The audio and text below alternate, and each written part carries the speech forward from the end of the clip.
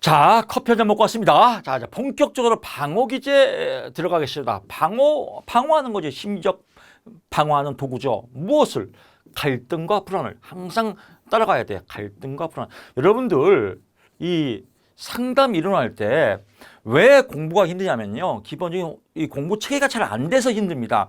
첫째, 항상 문제점이 나와요. 문제가 있으니까 이론을 만들었겠죠. 그 다음에 뭐가 나와요? 학자 또 외워요. 학자 외우지 마세요. 제가 다 문제에 써 있어요. 그러니까 이 학자 외우고 문제점은 몰라. 그러니까 헷갈리는 거 아니에요. 문제점은 뭐예요? 갈등과 방어다. 불안. 그러면 문제가 나오면 문제를 해결해야 될 거 아니에요. 이게 뭐예요? 해결 방법이죠. 목적이 되겠죠. 이 목적을 어떻게 달성하냐? 이게 뭐예요? 기법이 어떤 기법을 쓰냐, 기법과 또 어떤 순서로 이루어지냐, 뭐 이런 것들에 대한 큰 카테고리가 형성이 돼야 공부가 쉬운데 몰라요. 문제점이 몰라요. 그건 몰라요. 해결적인 목적이 그건 몰라요. 그러니까 방어 기제가 뭐야? 뭘 방어하겠죠? 이러니까 어려운 거예요. 글자를 외우면 안 됩니다. 이해를 해야죠. 그래서 심리적, 무의식적 세계의 갈등과 불안을 방어하는 것이다. 어떻게? 그래서 억압. 죄의식이나 괴로운 경험, 수치스러운 생각 등의 의식에서 무의식 세계로 밀어넣는 거예요. 나 이 생각하기 싫어. 이런 것들은 뭐예요? 억압이다. 예를 들면 부모의 학대에 대한 분노심이 억압해서 부모가 어렸을 때부터 프로이처럼 학대를 했단 말이에요. 그러면 아버지 얘기를 안 꺼내요. 아버지 얘기 하지 마. 이렇게 이런 걸 이제 억압이라고. 가장 우리가 많이 쓰는 대표적인 게 억압과 합리화예요. 그래서 인간이 많이 쓰는 게 그래서 방어 기제의 대표 선수가 억압이다. 부정하는 거죠. 감당하기 어려운 고통이나 욕구를 무의식적으로 부정하는 것이다. 자신의 애인이 교통사고로 사망했음에도 불구하고 그의 죽음을 인정하지 않는데 우리 시험에는 이렇게 나옵니다.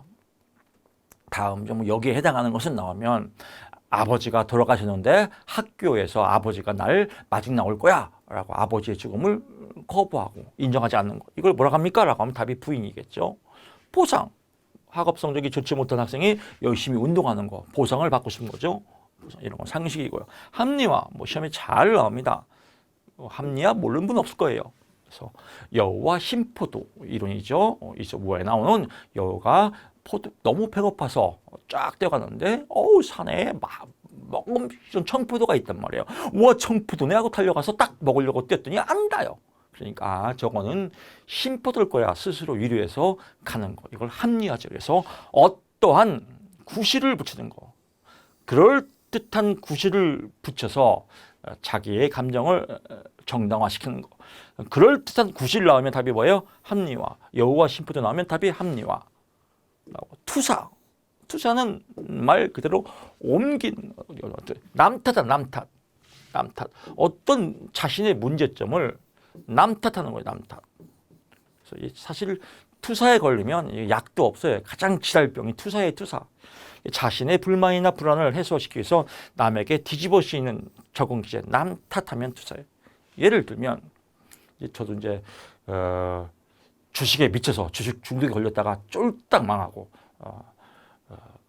한 2년 동안 쉼터 생활하고 여러 가지 역경을 또 이겨냈습니다. 그래서 대전에 있는 라파 공동체 목사님이 있는 그 알코올 중독이 있는 치유센터 이 쉼터에서 저도 한 2년 살았습니다. 저는 알코올 중독도 아닌데 제가 왜 여기 있습니까? 그랬더니 목사님이 너는 도박 중독에 이 새끼야. 그렇죠. 사회적으로는 주식에 열정적으로 일을 했다. 사회는 그렇게 표현합니다. 프로 펀드 매니저다. 이렇게 또 얘기하지만 목사님은 너는 프로 펀드 매니저도 아니고 경제활동, 경제횡의한 것도 아니고 탐욕의 눈이 먼 도박쟁이다. 이래서 거기서 제가 또 자각을 통해서 하나님을 만났습니다. 그래서 주식 중독을 완전히 끊고 이렇게 또 하나님과 함께 새로운 삶을 시작해서 지금 히어의 나우 이 자리에 서서 강의를 하고 있습니다. 경유의 박수 한번 부탁드리겠습니다. 그렇죠. 이 알코올 중독자들하고 이제 알코올 중독뿐만 아니라 모든 중독자들하고 같이 살았어요. 봤더니 다 인간은 도찐 개찐이더라고. 알코올 중독자나 도박 중독자나 게임 중독자나 하여튼 중독 걸리면 그건 죄예요. 그 죄인끼리 모여 살았어요. 그럴 때 그럴 때 꼭 그래요. 저도 똑같아요. 내가 술을 먹으려서 먹은 게 아니라 술 먹을 상황 때문에 먹은 거야. 내가 사업을 해서 막았는데 술을 안 먹게 생겼어? 남 탓하는 거죠. 내가 주식을 했는데 뭐 나 좋으려겠어? 다 가족을 편하게 먹여 살려고 내가 주식한 거지. 이게 다 남 탓이냐. 이 남 탓하는 순간 치유가 안 돼요. 아, 모든 문제는 내 탓이오. 내 탓. 내가 정신을 못 차렸다. 내가 죄인이다. 이럴 때 회심과 회개와 또 축복이 따라오는 것 같습니다. 교사를 싫어하는 학생이 교사가 자기를 미워한다. 지가 싫어하면서. 또 아내한테 막 함부로 대해요. 왜 함부로 대? 아내가 나를 함부로 대하니까 함부로 대하지 않는데 지가 스스로 남 탓해서 미친 병이죠. 미친 병은 치료받아야 됩니다. 미친 병을 치료하기가 참 어려워요. 저도 이제 중독에 걸렸고 중독 치유 상담을 공부를 했고 또 상담을 하면서 보면요. 근데 이게 수레바퀴 삶이라고 그래요. 이렇게 인생길에 가다 보면 항상 이렇게 뭔가 늪에 빠져요. 늪에. 그래서 바퀴가 작으면 여기 딱 걸려버려요. 아무리 발버둥 쳐도 여기서 못 빠져나가 이리로 가야 되는데 이럴 때의 방법은 세 가지예요. 첫째가 본인이 자각하는 거예요. 정신 차리자. 근데 정신 차리자 해도 중독에 걸리면 안 돼요. 그래서 상담을 통해서 마중물 역할, 상대방의 도움을 받는 거예요. 그러도 안 되면 약을 먹어야 돼요. 약물. 약의 도움을 받아야 돼요. 우울증 걸린 사람은 항우울제를 먹어야 되고. 이 세 가지도 안 되면 방법은 영혼 치료예요. 그래서 신앙 치료밖에 없습니다. 그래서 저죠. 그래서 믿음 천국, 불신족. 믿으면 천국이다. 그렇습니다. 그래서 저는 신앙을 통해서 중독을 끊고 이렇게 또 아름다운 선한 생활을 하고 있습니다. 그래서 이 인생을 살다가 늪에 빠지는 경우가 있습니다. 어떤 경우든지 사람은 늪에 빠지고요. 또 인생은 늪에 빠질 수 있는 상황에 널려 있습니다. 그럴 때 영적 에너지, 신앙을 통해서 회복하고 회심하고 그래서 축복받는 삶이 됐으면 좋겠습니다. 기쁨으로 충만된 삶, 행복으로 충만된 삶, 감사로 충만된 삶 이런 마음이 있을 때 합격은 저절로 따라옵니다. 이참에서 구호 한번 외치고 강의 시작했습니다. 믿음 천국, 믿음 합격, 가자 합격. 그렇습니다. 반동 형성합니다. 반동 형성. 그래서 반대로 하는 거죠. 미운 놈에게 떡 하나 더 준다. 그래서 반대로 하는 걸 반동 형성이라고 한다. 태횡. 대소변을 잘 가리지 않는 아이가 동생이 태어난 사랑받고 싶어서 동생이 똥오줌 싸는 것을 같이 이제 어린 양 하는 거 태행. 전이전치 이거 시험이 잘 나옵니다. 전이전치는 뭐냐면요. 어떤 대상에게 느끼는 감정을 덜 위협한 대상에게 표출보다는 화풀이. 나보다 낮은 사람에게 화풀이 하는 걸 뭐라고 그래요? 전위라고도 하고 다른 말로 전치라고도 한다. 이렇게 보면 됩니다. 예를 들면 막 남편이 퇴근하고 와서 지금까지 밥도 안 주고 뭐해? 막 그러면 아내가 아우 저것도 나한테 또 전위 행위 하는구만. 전치 행위 하는구만. 또 회사에서 누구한테 혼났구만. 이렇게 생각하시면 될 것 같습니다. 대치치환, 꽁 대신 닭이다. 뭐 이런 거 나오고 격리, 뭐 승화는 예술가가 자신의 성적인 욕구를 예술로 승화시키는 거. 그래서 예술로 승화시키는 거. 그래서 성적 욕구가 있다. 뭐 이런 사람들은 주로 누드화를 많이 그리겠죠. 그래서 우리 대표적인 누드화, 춘화가 누구예요? 뭐 신윤복 화가도 있고요. 또 김홍도 뭐 이런 사람들 다 이렇게 성적 욕망을 예술로 승화시킨 사람이다. 동일시한다. 자신이 좋아하는 연예인을 모처님을 따라하는 거. 추지화.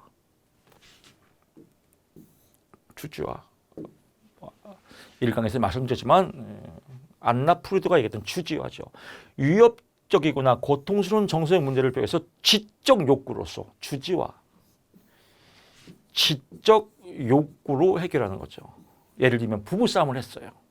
부부싸움을 당연히 하요. 부부싸움이 없는 사람들은요. 그거는 억압이에요. 억압. 그냥 교류로만 이면교류예요. 어떻게 남과 살면서 내가 아닌 사람이 남 아니야. 남과 살면서 어떻게 안 싸워요? 싸운단 말이에요. 싸울 때. 막 남편이. 아니 도대체 왜 그래 도대체 왜 열받게 왜 내 마음을 몰라줘 도대체 당신. 막 이럴 때 아내가 성경책을 딱 펴고 천박스럽게 왜 그래 나 지금 성경 공부하잖아 이러면 막 더 열받겠죠. 뭐 이런 거 지적 욕구 또 독서하면서 지금 책 보고 있어요. 경박스럽게 왜 그래요? 그러면 막 미치죠. 이런 방어 기제를 보러 간다. 주지화라고 한다라고 보는 겁니다. 뭐 텅 빈 스크린. 이건 이제 우리가 인생을 살면서 많이 또 필요합니다. 상담자가 자기 노출을 거의 하지 않고 중립성을 유지하면서 내담자가 상담자에게 투자할 수 있도록 하는 상담자의 태도 역할인데 빈 스크린은 어떤 영상이든 스크린에 보이게 할 수 있다. 뭐냐면 아무것도 없다고 생각하고 그냥 뭐 얘기해 보세요. 뭐 이렇게 얘기하는데 근데 빈 스크린은 이제 이런 방어 기제도 있지만 우리가 살면서 때로는 예를 들면 유리창 깨기라는 또 책이 있거든요. 유리창 깨기. 또는 텅 빈 스크린 또는 칸 이론 뭐 이런 것들. 주로 제가 이제 연예인 상담도 몇 번 했거든요. 연예인들은 그 역할에 심취하면요. 그 역할에 대한 내용들이 또 현실하고 또 구분을 못 해요. 그래서 우울증도 오고 그 역할에 따라서 막 또 심리적 고통도 겪고 가수들도 슬픈 노래 부르면 또 슬픈 감정들이 전이가 되고 그럴 때 많이 쓰는 칸 이론이에요. 칸을 쳐서 이쪽 칸은 끝났다. 다음 칸으로 넘어가라. 이게 이제 칸 이론이고 유리창 깨게 쓸데없는 유리창은 깨버려라. 뭐 이런 거 텅 빈 스크린 여기다가 아름다운 게스트할트를 채워라. 내 마음속에 이 빈 영역을 두고 이 빈 영역에 아름다운 텅 빈 이렇게 마음 상태를 유지하라. 그래서 리셋 플레이버 이런 것도 꼭 필요하다. 뭐 이런 내용을 줍니다. 저도 가끔 씁니다. 그래서 막 혼란스러울 때는 그냥 텅 빈 스크린 이렇게 뭐 이건 제가 주장하는 겁니다. 텅 빈 스크린 뭐예요? 멍 때리기, 유리창 깨기, 필요 없는 건 깨부시기, 칸 이론. 끝난 건 얘는 끝났다. 다음 장으로 넘어가자. 리셋 플레이 뭐 이런 것도 많이 저도 활용하면서 살고 있습니다.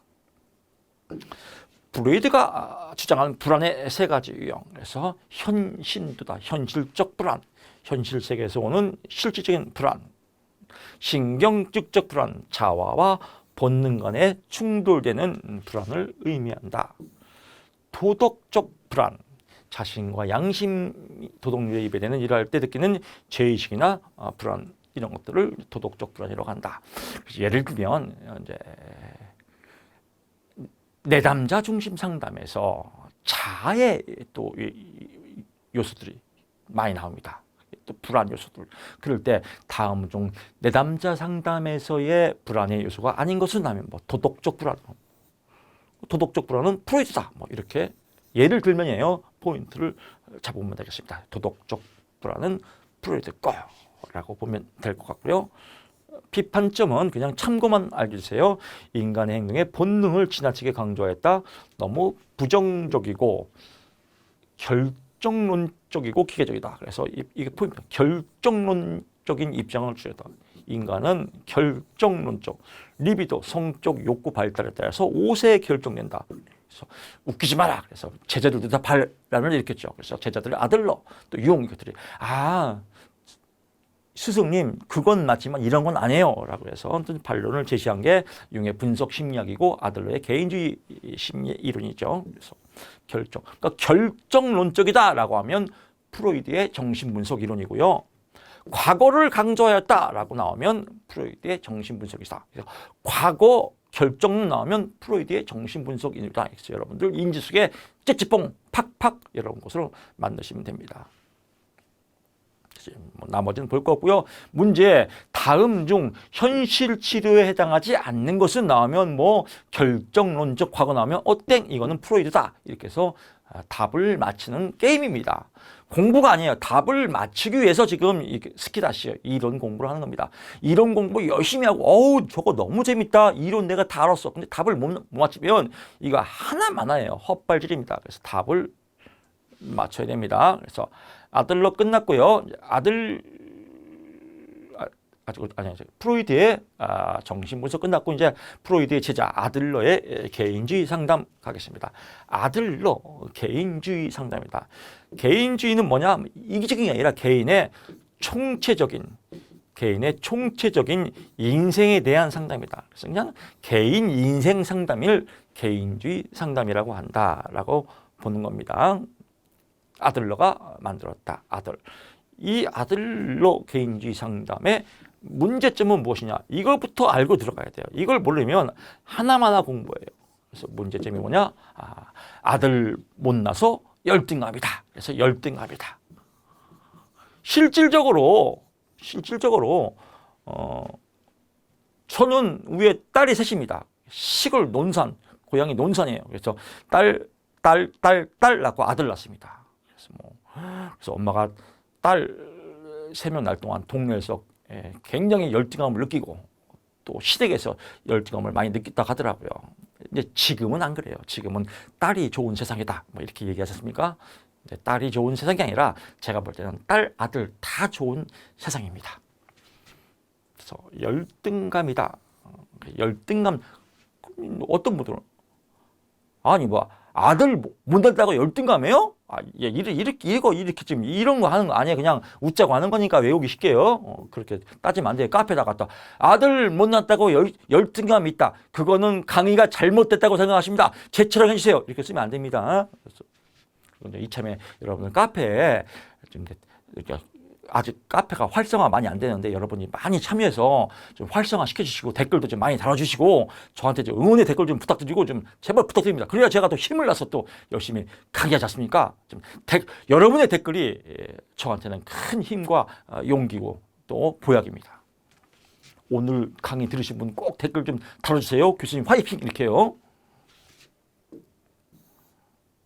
뭐 이 정도 내용이고요. 여기서 보게 되면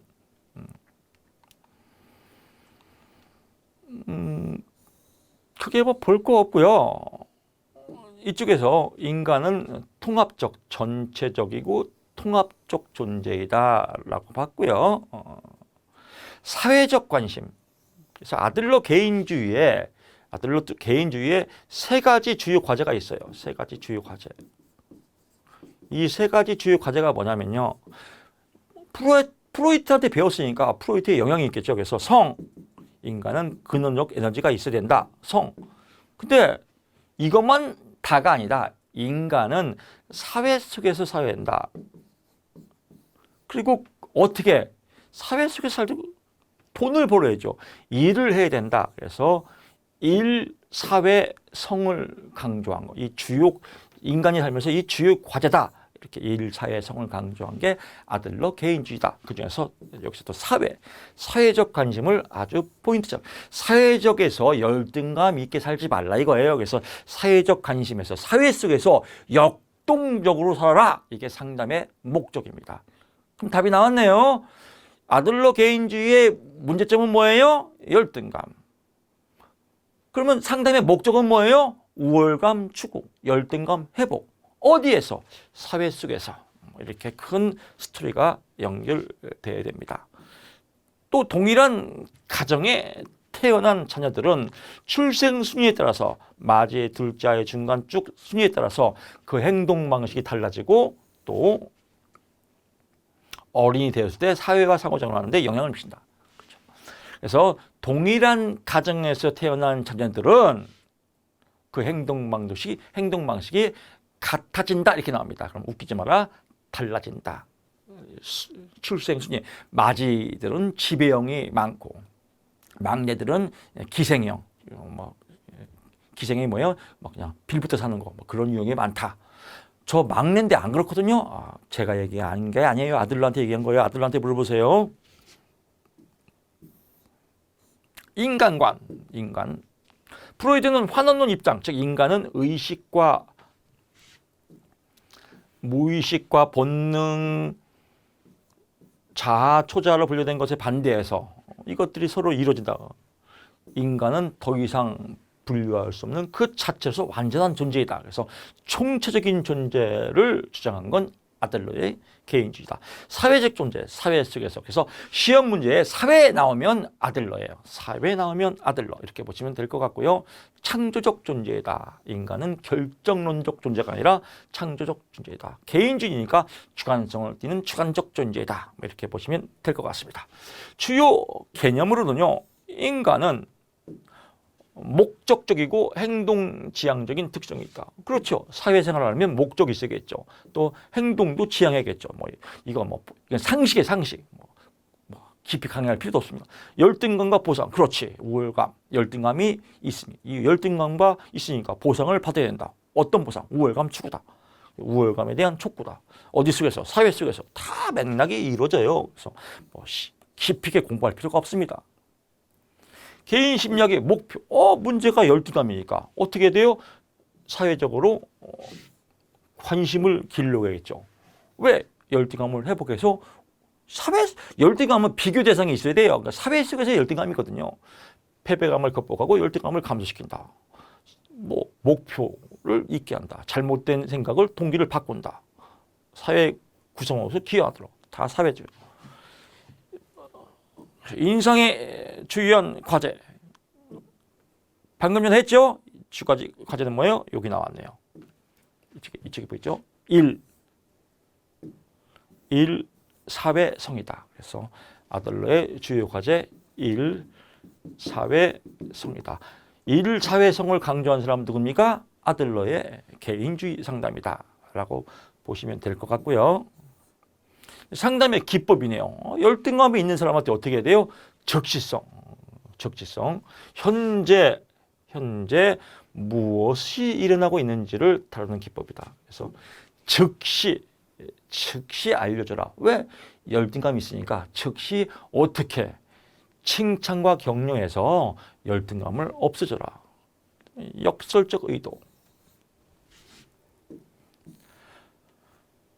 바라지 않거나 바꾸고 싶은 행동을 의도적으로 반복 실시함으로써 역설적으로 그 행동을 제거하거나 벗어날 수 있게 하는 행동을 말한다. 그러니까 열등감이 있어요. 열등감이 있으면 어디 남 앞에 나서기 힘들어요. 창피하고. 그런 사람한테 가서 너 일로 와봐. 종로 사거리에 딱 세워놓고 나는 할 수 있다! 나는 할 수 있다! 막 1시간 동안 해. 그래서 바라지 않거나 받고 싶은 행동을 의도적으로 반복해요. 1시간 동안 해. 나는 할 수 있다! 처음엔 뭐하지만 나는 할 수 있다지만 1시간 동안만 나는 할 수 있다! 이래서 그 행동을 바꾸는 거. 자신감이 깨지는 거. 이게 뭐예요? 역설적 의도다. 아들러의 개인주의 상담에서의 상담 기법이다. 이게 시험 문제 잘 나와요. 우리 시험에. 그래서 바라지 않거나 바꾸고 싶은 행동을 의도적으로 반복 실시함으로써 반복 실시해서 그 행동을 제거하는 기법을 무엇이라고 합니까? 라고 하면 답이 뭐예요? 역설적 의도다. 이렇게 체크 포인트 하시면 될 것 같습니다. 마치 뭐뭐인 것처럼 행동하라. 열등감이 있는 사람은 마치 김덕희 교수처럼 행동해서 자신감을 키워라. 이렇게 보면 내담자의 스프를 없지. 상담자는 목표를 정해서 어떤 행동을 종식하고 상담자 쭉 나오는데 게임을 망치도록 하는 거예요. 만약에 글씨를 잘 쓰고 싶어요. 그래서 내담자의 글씨를 하다가 이게 이렇게 올라가네요. 에라 모르겠다가 엎지르기 막 이렇게 하는 거예요. 이렇게 해서 에이 2판 4판이다. 이게 뭐예요? 내담자의 스피드 없이 너무 이렇게 잘하려고 하지 말라. 이거 공부도 다 외우지 말라. 이거 에이 이왕 그냥 답만 해고 그냥 모르면 넘어가자. 단추 누르기, 초인지 누르기. 뭔가 유쾌한 경험과 불쾌한 경험을 가진 내면에게 감정의 주의를 유쾌한 감정 이쪽, 불쾌한 감정 이쪽. 그래서 불쾌한 감정을 다 버려버리거나 포기하는 거죠. 포기하면 진정한 자유가 찾아온다. 그래서 단추 누르기, 초인종 누르기. 그래서 쓸데없는 감정 단추 눌러서 제거시키자. 타인을 즐겁게 하게. 왜? 타인을 즐겁게 하면 나도 즐거우니까. 이런 것들이다 라고 나오고 가장 중요한 건 역설적 의도, 열등감, 칭찬 나오면 아들러의 개인주의 상담의 기법이다 라고 보시면 될 것 같습니다. 치료 과정. 그래서 열등감이 있는 사람한테는 어떻게 해야 돼요? 상담 관계 형성, 즉 라포 형성을 한 다음에 라포 형성, 관계 형성이다. 그래서 관계 형성을 하고요. 또 개인의 역동성을 탐색한다. 이 사람이 열등감이 있는지 아니면 열등감이 없이 역동적인 사람인지, 그래서 개인의 역동성을 탐색하고, 그다음에 내담자를 문제점을 통합과 요약을 통해서, 그래서 통합과 용어를 통해서 재정립한다. 그래서 뒤에 나오면 재정립, 재교육이라고도 하고요. 다른 말로 재정비 또는 재정립.